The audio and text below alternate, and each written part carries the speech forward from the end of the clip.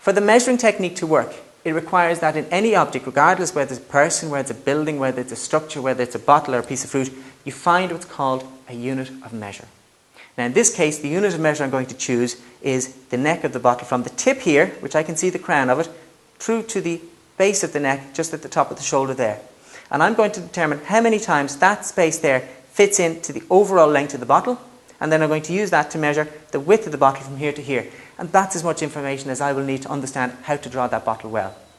What I like about the measuring technique is it allows you to scale up or down a drawing at any stage. A lot of people are intimidated by the idea of how do I make a drawing bigger or smaller?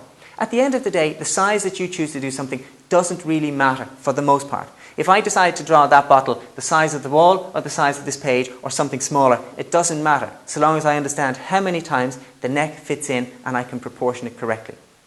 Now, for this measuring technique to work and work well, you must always have your elbow fully extended. Because if I measure first off like so, and then I go back to check the measurement, unless my elbow is at the same angle, my measurement may well be different.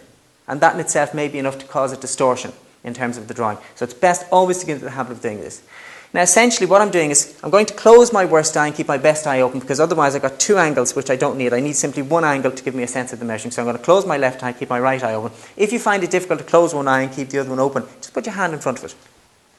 With my arm extended, I'm placing the top of the pencil against the line at the top of the bottle, and using my thumb I'm placing it against the line of the neck. So effectively what I'm doing is I'm taking the top like so, and I'm going 1, 2, 3, and what's left over is about a half. Taking that same measurement, turning it on its side, I find that the bottle is virtually the same width as the neck. So now in essence I have all the information I need. I now know that the neck fits into the bottle approximately 3.5 times, and the width of the bottle is the same as the neck.